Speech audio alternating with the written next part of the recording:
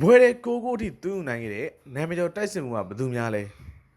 တိုက်စစ်သမားတယောက်အတွက်ဘောလုံးပွဲတစ်ပွဲမှာ hat-trick သွင်းနိုင်မှုဆိုတာအရင်ခက်ခဲတဲ့အရာတစ်ခုတော့မဟုတ်ပါဘူးဒါပေမဲ့တပွဲထဲမှာ hat-trick 2 ကြိမ်သွင်းနိုင်မှုဆိုတာတော့တော်တော်လေးရှားပါတဲ့ဖြစ်ရပါပဲ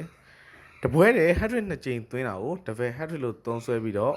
ဘောလုံးသမိုင်းတစ်လျှောက်အဓိကပွဲစဉ်တစ်ပွဲမှာဒီလိုမျိုးမဖြစ်နိုင်တာကိုစွမ်းဆောင်နိုင်တဲ့ရှားပါးကစားသမား၈ယောက်သာရှိခဲ့ပါတယ်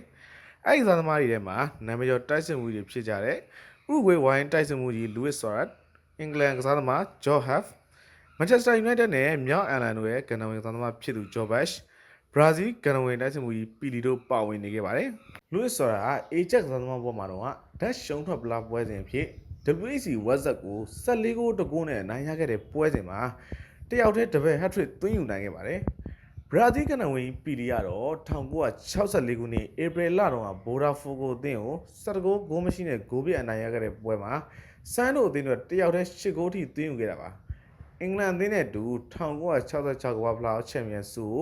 ရယူနိုင်ခဲ့တဲ့ကန်နဝင်တိုက်စစ်မှု Joe Hart ကတော့ဆန်လန်အသင်းနဲ့အင်္ဂလန်ပထမတန်းပွဲစဉ်မှာ6ဂိုးသွင်းယူပြီးတော့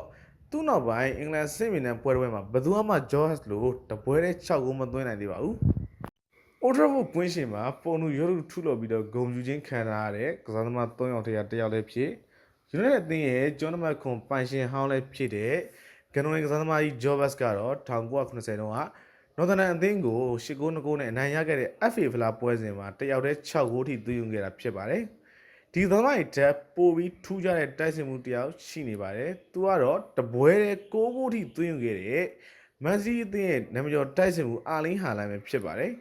ဟာလန်က2019ခုနှစ် FIFA U20 ကမ္ဘာဖလားဘရူးစတေးရဲ့နောက်ဆုံးပွဲစဉ်ဖြစ်တဲ့ဟွန်ဒူရက်စ်အသင်းကို12ဂိုးဂိုးမရှိနဲ့ဂိုးပြတ်နိုင်ရခဲ့တဲ့ပွဲမှာအန်အားသင်းစရာကောင်းလောက်ပဲ6ဂိုးထိသွင်းယူခဲ့ပြီးတော့ hat-trick ဆို hat-trick အဖြစ်တပွဲတဲ့ hat-trick 3ချိန်ရခဲ့ပါတယ်ဒီချိန်ကဟာလန်အသက်16နှစ်ပဲရှိပြီးတော့အသက်ငယ်လေးနဲ့တောင်းဝယ်မိခဲ့တရေရဲဆိုသလိုစွမ်းဆောင်ပြခဲ့သလိုအခုချိန်မှာလည်းဟာလန်ကမန်စီးတီးအသင်းရဲ့ဂိုးသွင်းတဲ့တစ်လုံးဖြစ်လို့နေခဲ့ပါပြီခင်ဗျာအားလုံးကျေးဇူးတင်ပါတယ်